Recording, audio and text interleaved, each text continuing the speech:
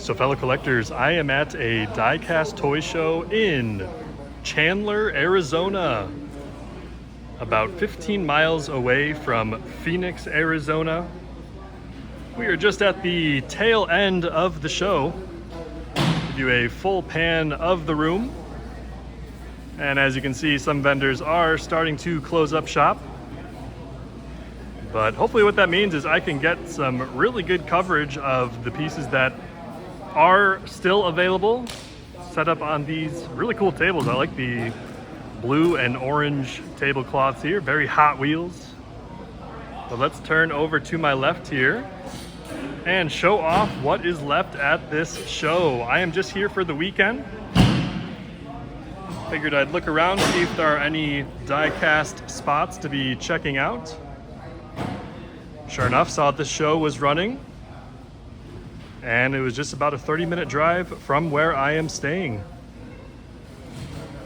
So we got a good spread of Hot Wheels here, some mainlines, some premiums. All your price stickers are on the bottom of the blister. We then get into some Disney cars. Shout out Disney cars. Still one of my all-time favorite movies. Got some pop culture stuff up here, larger scale vehicles, Flintstones, Back to the Future. You got a cool Stitch Volkswagen bus there. My wife loves Stitch. Go nice and wide for you again, and take all of this in.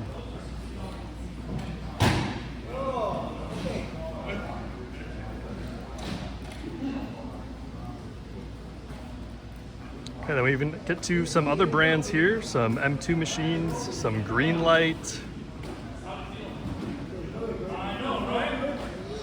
Very beautiful pieces, a lot of attention to detail, a lot of realism with these brands. Always a fan of solid yellow vehicles. So that pickup truck definitely stands out.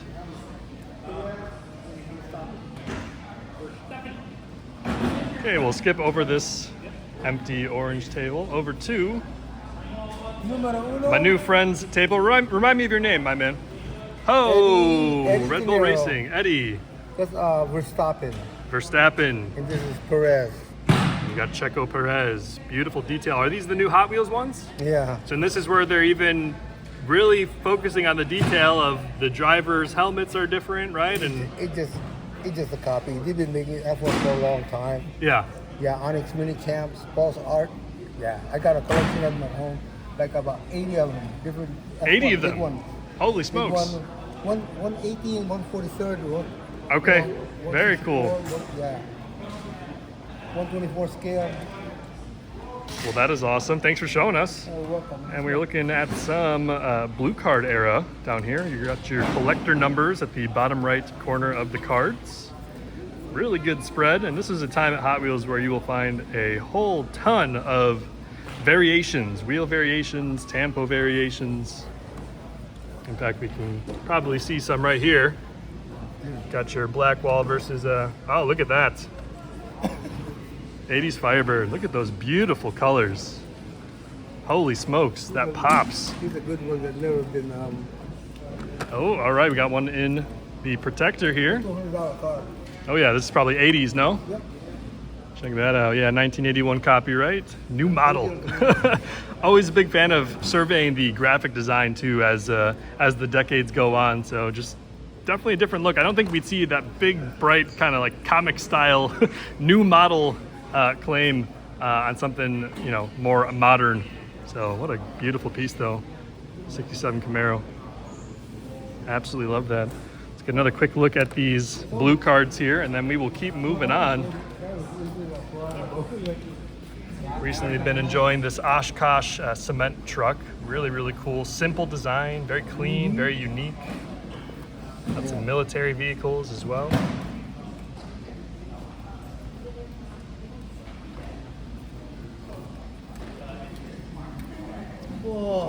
Very cool. Well, we're going to keep moving on. Let's go over to check out the small setup over here.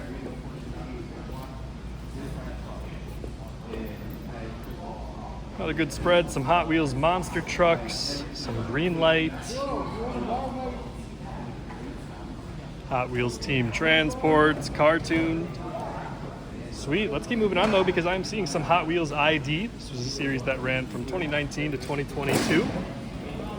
All of these do come with beautiful Spectraflame paint. And I've always been a fan of the packaging too. Really modern, contemporary boxes.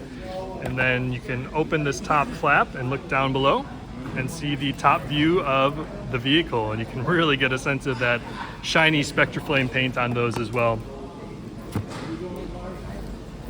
As we see some more vendors closing up shop here, we'll turn over my right shoulder to check out a huge selection of Hot Wheels premiums. So let me go nice and wide for you and take all of this in.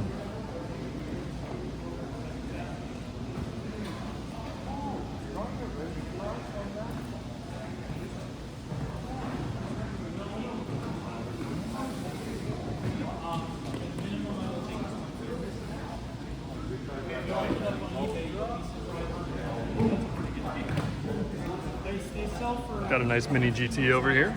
In fact, let's backtrack a little bit, because over by that first table that I was at, there was a huge selection of mini GTs. You know what? Let's give you another pan of the room, as we again are pretty much at the tail end of the show. Organizers are closing up shop, but that is okay. That gives us more room to shop around. Oh, and you know what? It looks like the mini GT vendor is starting to load up all of his inventory. So we are going to go pretty candid here. Let's check out what else we can find before these vendors close up shop.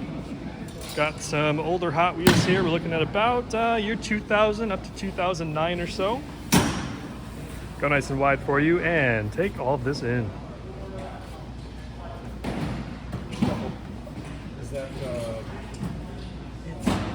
And this is the era that I personally really like shopping for out at these toy shows.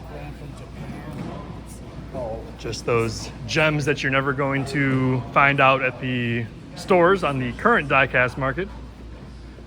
And some of these vendors who've been doing this for a long time will have some of those older treasures that you just don't see anymore.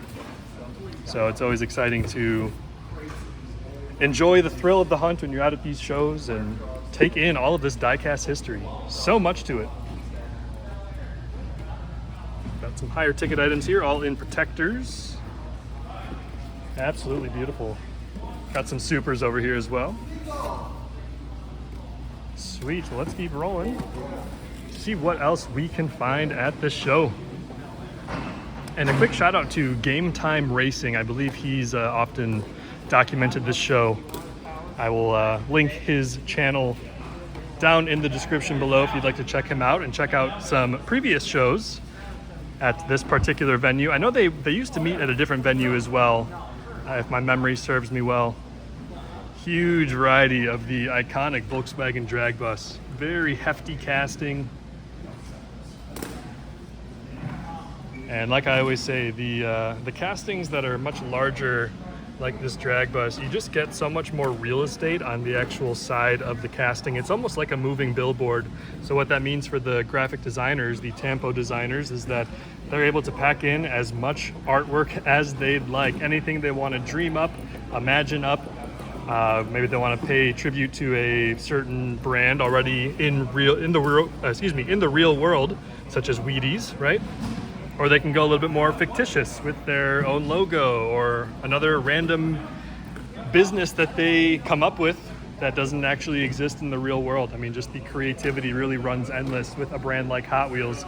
And that is really what they have positioned their brand to be ever since 1968 when they came out. They were born out of the West Coast custom car culture scene. They are wild, they are loud. They have low friction wheels, something that was never seen on the diecast market up until 1968 when their Sweet 16 models were released. So that is really what they've always played to. Now, of course, they'll do realism as well, as you can see in other lines such as Hot Wheels Premium. But I always say that the heart and soul of Hot Wheels is always that wild, cool factor, because it's something they've always leaned into, I should say, for decades at this point. I love that Thunder roller casting. I see that at some of my local shows. Such a big casting with so much detail. Super cool. All right, let's keep rolling here. See what else we can find. Got some M2 machines all in acrylic cases. You got your transports on the left, little row of Hot Wheels Transformers, and then we get back into the M2 machines. Yeah, plenty of realism with these models.